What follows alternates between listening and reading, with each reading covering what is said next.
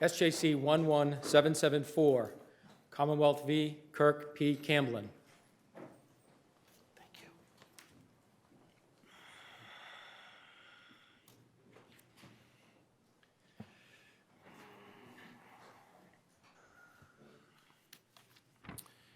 Mr. Cowan, good morning.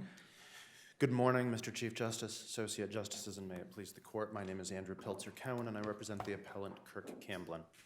2 years ago in Camblin 1, this Court held that the defendant appellant was entitled to a Daubert-Lanigan hearing on the reliability of the Draeger Alcatest 7110 Mark IIIC, a machine used throughout the Commonwealth in an earlier era, relevant to this case, for the measurement of breath alcohol concentration in OUI cases.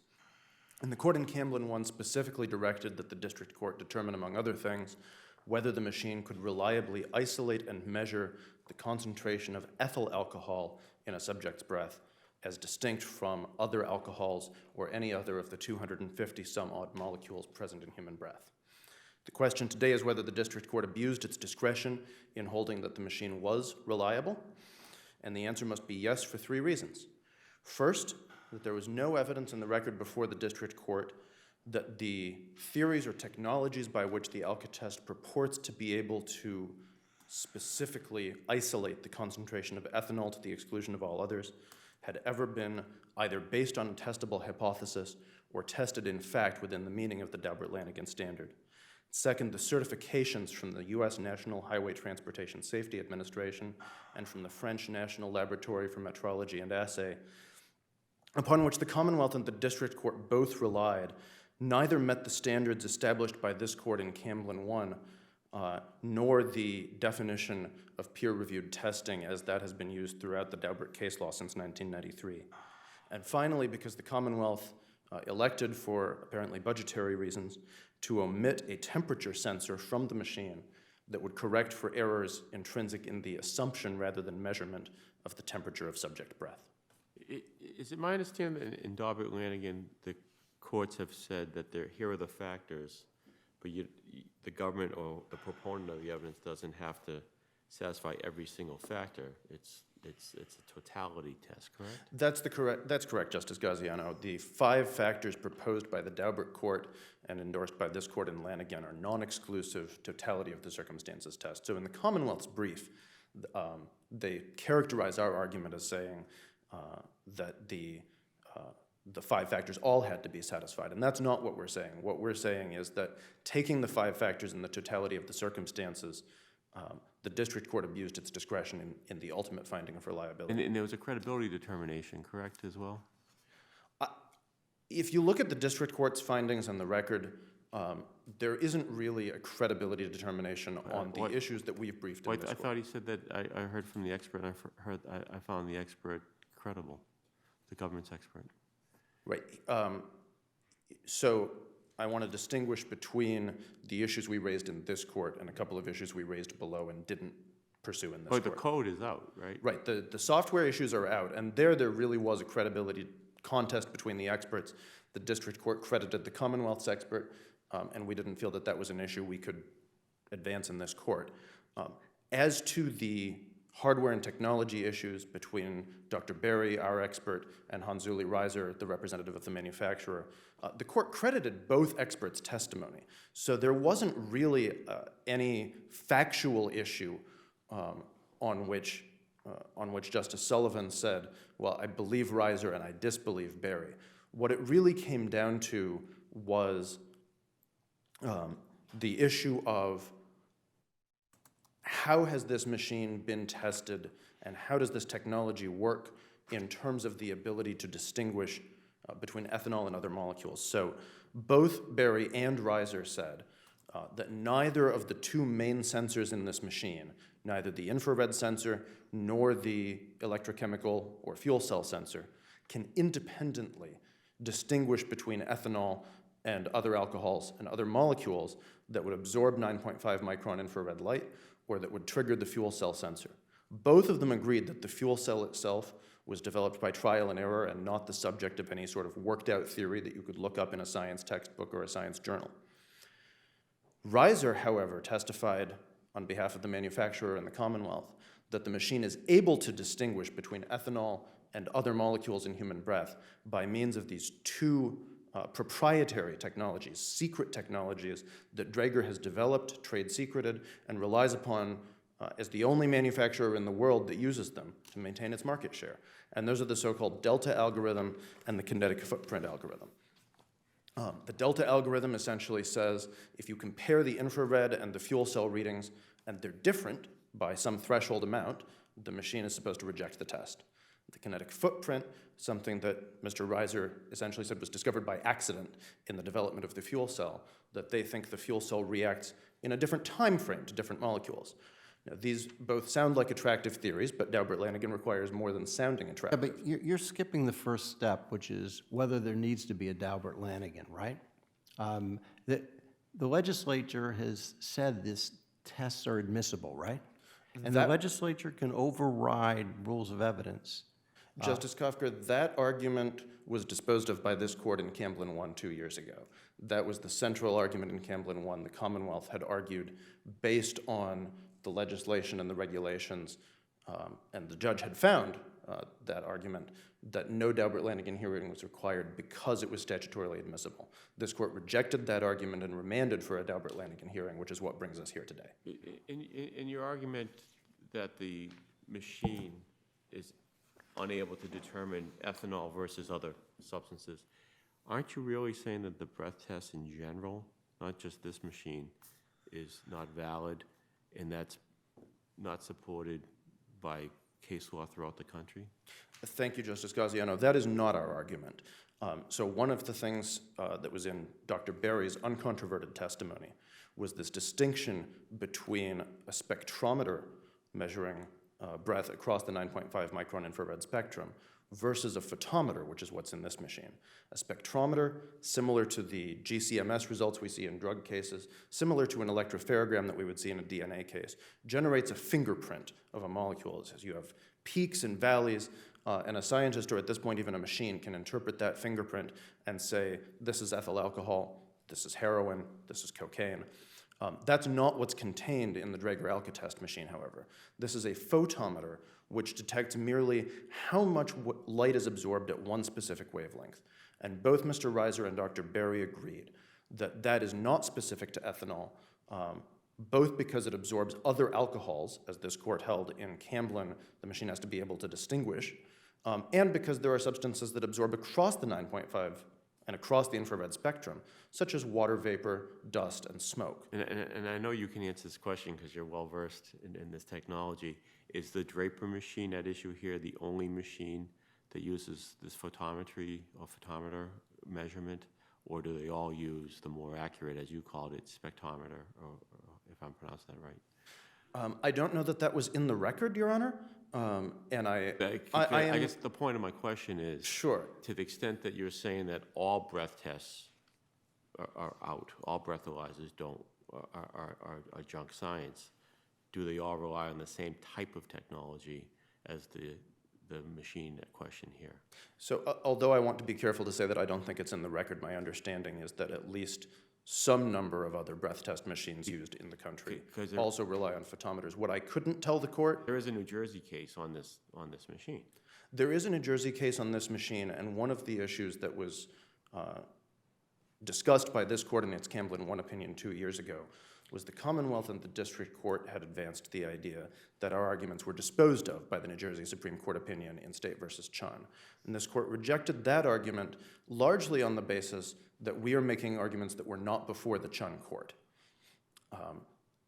This court's opinion in Camblin 1 was, I think, an outlier as compared to some others in holding that the machine is required to distinguish between ethanol and other alcohols. That was based in part on the language of Section 24, saying that we're looking for intoxicating liquor, which this court interpreted as meaning ethanol alcohol.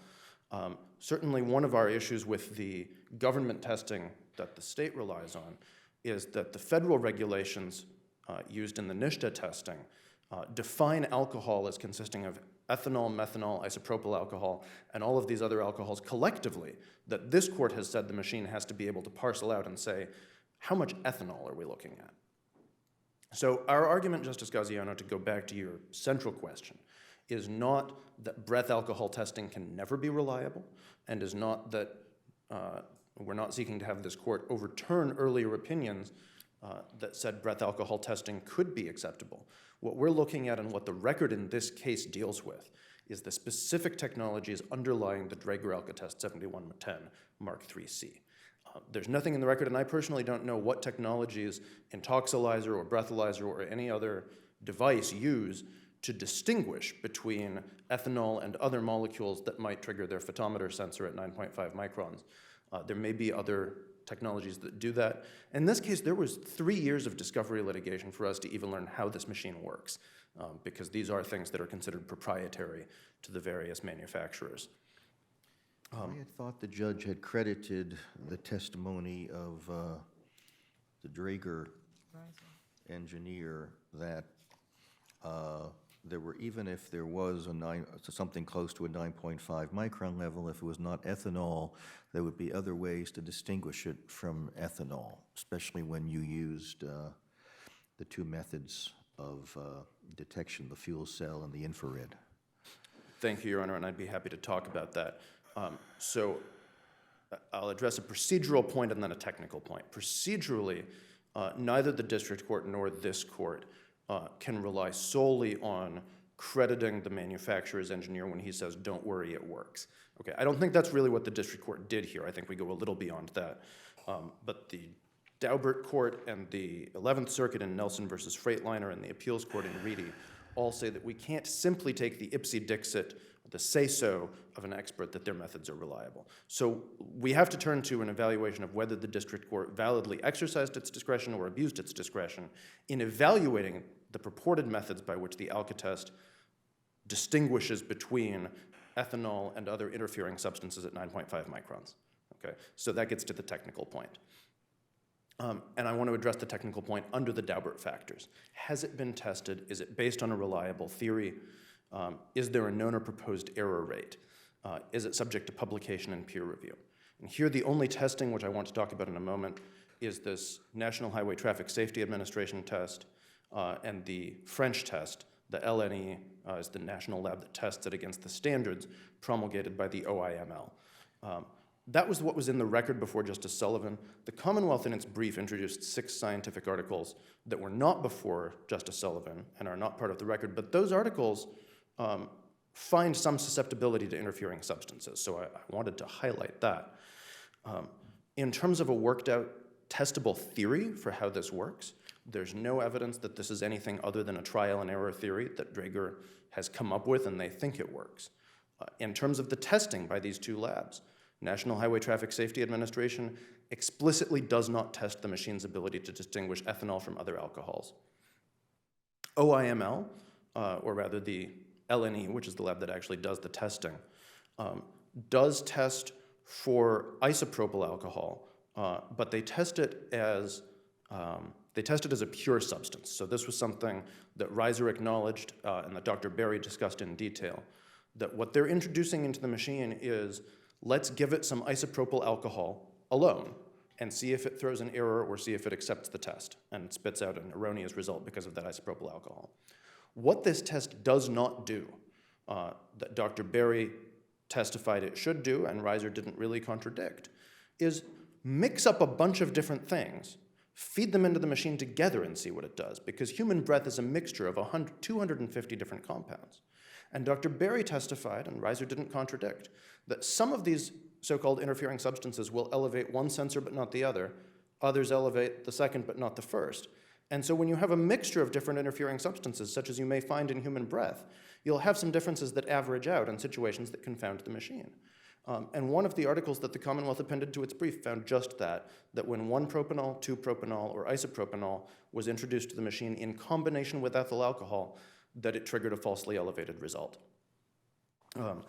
The National Academy of Sciences report, the appeals court in Reedy, the Supreme Court in Daubert, have all focused on publication in peer-reviewed journals as the hallmark of testing, as that term is used in the philosophy of science and in the Daubert standard. None of the tests that were relied upon by the district court were published in peer-reviewed journals, and the only peer-reviewed journal article the district court relied upon was a historical review just saying how different breath test technologies have evolved over the ages without discussing the reliability of those technologies. In my last 20 seconds, I want to just briefly address the temperature sensor, which is something that the Chun court rejected on the basis that there was no evidence before it of an impact on reliability. Here, Reiser, the manufacturer's engineer, specifically said that this test is less accurate without the temperature sensor, that several jurisdictions, including Alabama, Germany, and several other European countries, require it for that reason, but that Massachusetts chose not to purchase it. That alone should be a reason for a finding in our favor. On the temperature issue, why is it not sufficient to say it's admissible, but defense counsel can argue that my client had a very high fever, and given the absence of a temperature sensor, that potentially could make the reading unreliable to a jury? Why does it not go to weight as opposed to admissibility?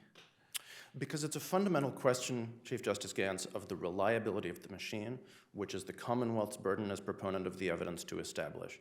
And this is a situation where the machine has been designed with this optional feature that can correct for a known error of breath test temperature. And by the way, it doesn't require a very high fever. We showed in a mathematical example in our brief that a 2-degree fever could change a 0.07 to a 0.08, change a not guilty to a guilty result. And there's nothing in the police procedure, under the regulations, or under Section 24K that requires or permits anybody to take the subject's temperature at the time they give the breath result. So we could have a situation where somebody's arrested on a Friday night, they could be very ill at the time, and suppose that it's an OUI homicide or a repeat offense, and so they're unable to make bail over the weekend. It's Monday morning before they even see a defense lawyer or a district court judge. Perhaps by then the fever has passed. How are we, if this burden is shifted to the defense to raise it as an issue in a specific case, I think there's a real problem in terms of even creating and preserving evidence of what the defendant's homeostatic condition was at the time. And I guess we'll see whether there's one last question. You don't consider the National Highway Safety, all the French testing, to be comparable to peer review? So, Your Honor, I have 2 answers to that, maybe 3, but I'll keep them brief. First, I would direct the court to the 11th Circuit opinion in Nelson versus Freightliner that specifically rejected the proposition that testing by government agencies and approval by government agencies is the equivalent of peer review in a scientific journal. The purpose of peer review is that any scientist can read in a journal what was done by a particular evaluator in detail, what materials and methods were used, the serial numbers and manufacturers of different devices, the calibration settings. They can comment on those results by publishing letters to the editor in the journal. They can try to replicate the results by getting their own machine and trying to do it again. They can say, well, this testing was inadequate, I'm going to do it better, and get a machine and do their own test. The uncontroverted testimony in the record is that Draeger actively prevents that by not allowing scientists to get these machines, and that neither the NHTSA test nor the French test was ever published in a peer-reviewed journal and subject to the scrutiny of the scientific community in even determining whether the tests were sufficiently valid to merit publication at all. All right, thank you. Thank you. Ms. Sylvia, good morning. Good morning, Your Honor. May it please the court, my name is Casey Sylvia, and I'm an assistant district attorney for Middlesex, appearing on behalf of the Commonwealth. And with me today are ADA's Laura Miller and ADA Cyrus Chun. Your Honor, the motion judge here did not abuse his discretion in finding that the Alcotest 7110, an instrument that's in use in 32 countries around the world, and in this country that has been tested both internationally and nationally, is scientifically reliable for use at trial. I'd like to emphasize again that the standard here is an abuse of discretion. And that standard does not require perfection. It does not require proof beyond a reasonable doubt. What it requires is that we demonstrate by a preponderance of the evidence, because this is a preliminary question, that this instrument is reliable. And that the defendants, regardless of how the judge decides on a Daubert motion, still have the ability to cross-examine witnesses and to call experts and to challenge the reliability of this type of evidence at a trial at which the burden is beyond a reasonable doubt. I would also just point out that there actually are no published cases from this court that explicitly say that preponderance of the evidence is the standard here with regards to the Daubert, standard, but that Commonwealth v. Ahmad Bright certainly suggests that when it comes to all preliminary questions, with one exception, and that's voluntariness of confessions, that should be the standard that applies. And so I would suggest it might be appropriate to clarify that, that is the standard in this case. I'd also just point out that it was entirely within the judge's discretion here to credit a witness's testimony or not. And I would also point out that he fully credited the testimony of Mr. Reiser, as did the courts in New Jersey, both in State v. Foley and State v. Chun, after extensive evidentiary hearings that included Mr. Reiser's testimony. Did the judge discredit Mr. Barry? He did not. However, So he credited both of the experts. he did not explicitly credit Dr. Barry. He acknowledged that he had a lot of experience with infrared technology. I would just point out that he did not have any experience whatsoever with evidential breath testing. He'd never seen any evidential breath test in his life. He hadn't worked in this field. He was not an expert in this field. His experience was limited to working on a NASA space telescope, which is, don't get me wrong, very impressive. But I'm in no way trying to denigrate that. It is different, though, I think, than the type of technology we're dealing with here, which has to do with measurement in legal metrology, as opposed to trying to distinguish what types of substances are present in the atmosphere via a space telescope. He also was not familiar, we objected when it came to his testimony regarding the electrochemical fuel cell, because it was something that he had taken basically a few classes in, but that he was completely unfamiliar with regards to its use in evidential breath testing. And contrary to the defendant's argument here, electrochemical fuel sensors are used regularly in evidential breath testing, and the article that we included before the judge by Dr. Jones actually lists that as one of the methods of measuring alcohol in an individual's breath that is used regularly, as is IR spectroscopy. Sorry. With regards to gas chromatographic methods, that is actually also mentioned within that article, this peer review that we put in before the judge as an older method, a method that was used before electrochemical fuel cell sensors and infrared technology were the most widely used of measurement techniques. That same article also points out that the 9.5 micron wavelength, which is used in this instrument, is a desirable wavelength to operate at because of the fact that it is less susceptible to interfering substances than the 3.4 micron wavelength that was previously used in earlier instruments. So that is something that's mentioned in that peer review article that we included. I agree that we absolutely could have included better articles, more articles. Obviously, I wish that we had at this point. But the reality is that that article does include quite a bit of information about the history of breath testing and about the technology included within this particular instrument. With regard to the articles that were not before the judge, but which you've added to the appellate record, generally the Commonwealth's unhappy with that. What do you suggest we do with that? Your Honor, I think my only point in including that, and I recognize that that is not something we would normally do, is... But you're usually unhappy when the other side does it, is my memory, but go ahead. Well, I think, to be honest, though, if I had said something... I think if the defendant had limited his comments to there was no evidence in the record before the court regarding peer review beyond this one article by Dr. Jones, that would have been one thing. My issue was the fact that it suggested there had been, no peer review. There was none because Draeger prevents everybody in the world from getting these instruments, and that's just not accurate. And I felt that it was appropriate to rectify that situation. I'm not asking that you rely on them. I don't think they're dispositive.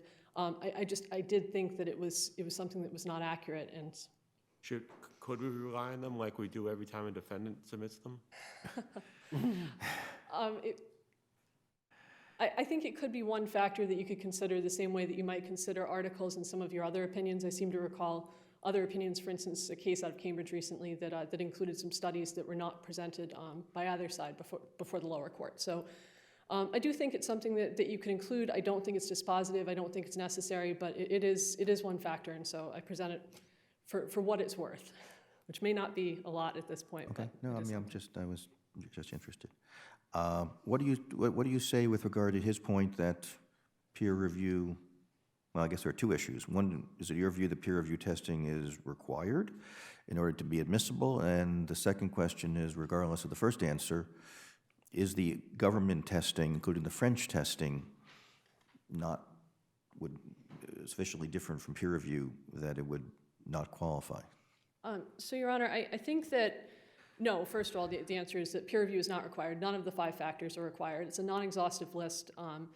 This court's been very clear, as have other courts, that it is a flexible standard, that is a non-exhaustive list that exists to illustrate the types of factors that might be relevant. So no, I don't think it is required in any way. I think it's helpful, and in some cases it probably would be dispositive, but when it comes to proprietary technology, it's likely there is not going to be the level of peer review, particularly not in this country because of the regulations we have here, that it's likely that there will not be peer-reviewed articles, and I think that requiring that, which seems to be what the defendant is suggesting, that this should be a requirement, would stymie the courts and juries from considering really relevant emerging technologies that are reliable but are proprietary in nature, and so they are not peer-reviewed.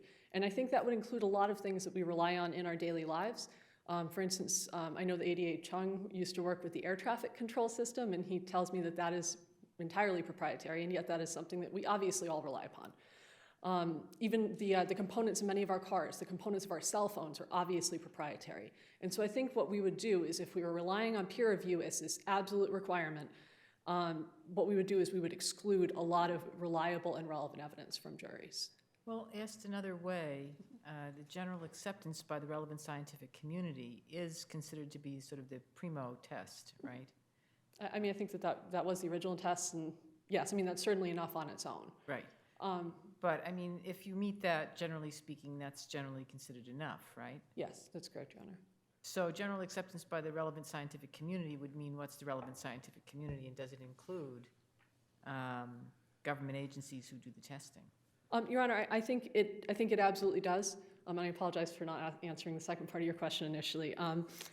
I think that it absolutely does. I think the scientific community in this case, with regards to these types of instruments, it's going to include government agencies. It's going to include the agencies that set the standards for these types of instruments and the agencies that use them. And they're going to be government agencies, because that's who uses evidential breath testing instruments.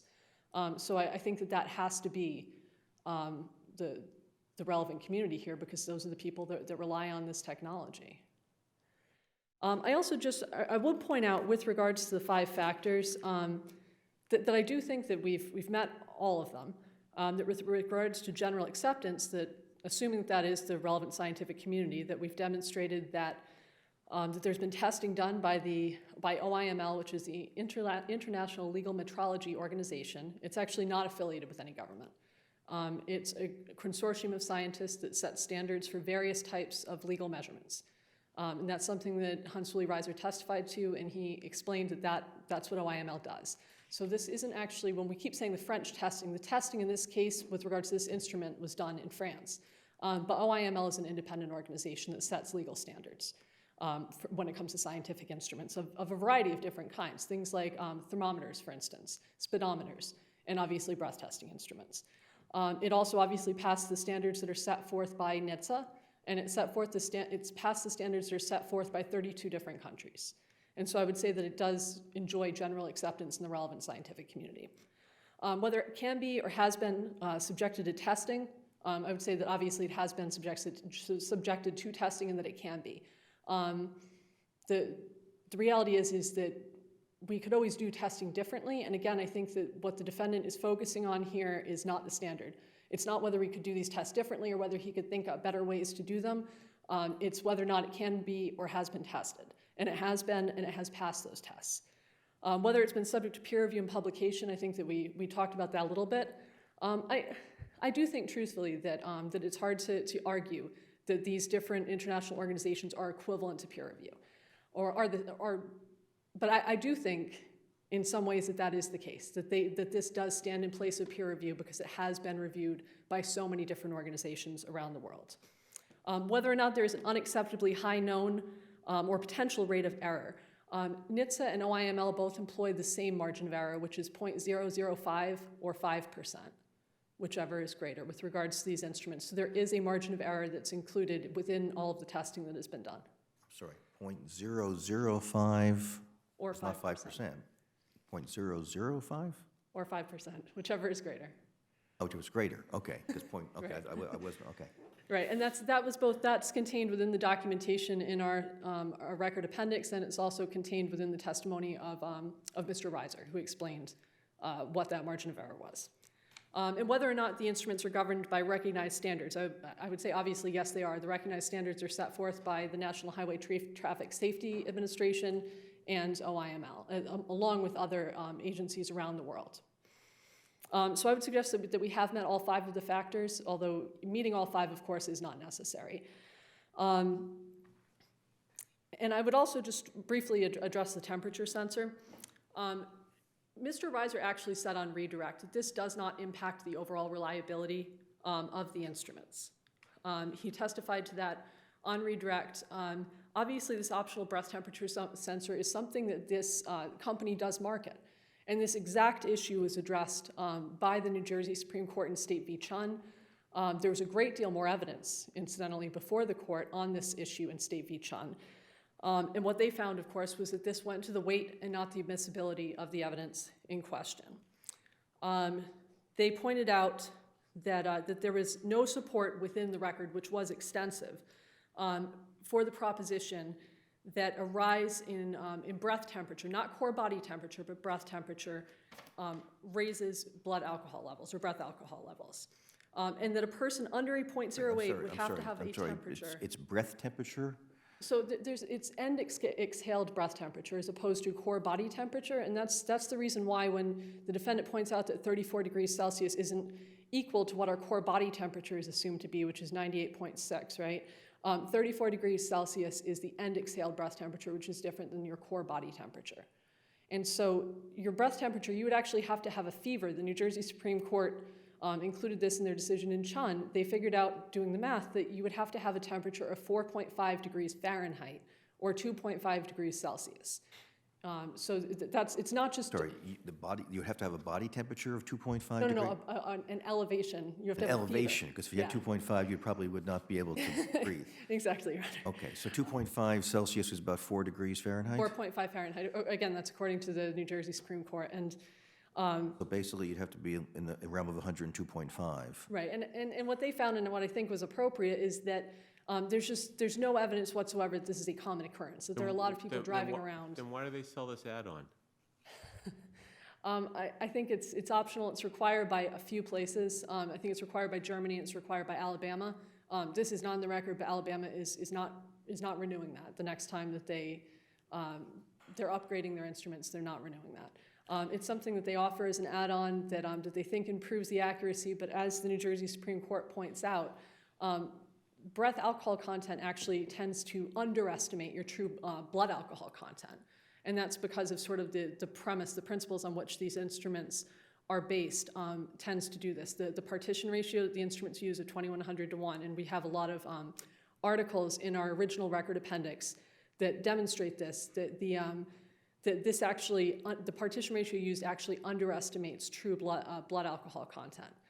And so even assuming somebody had a temperature of 102 or 103 degrees, the partition ratio, the truncation of the results, and the fact that we take the lower of the two results would account for the fact that they had this temperature. It would actually probably bring it closer to what their true blood alcohol content is, because the breathalyzers actually, and again, we have a lot of documentation we included in our original record appendix demonstrating that they actually underestimate true blood alcohol content.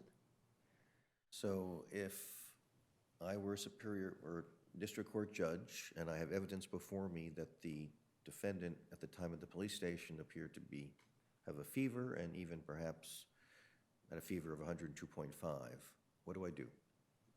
In a specific case, I think it's a trial issue. I think it's something that absolutely can and should be brought up at trial. It is, in fact, commonly brought up at trials in the district court. I've seen many experts come in and testify to this exact thing about variability in temperature.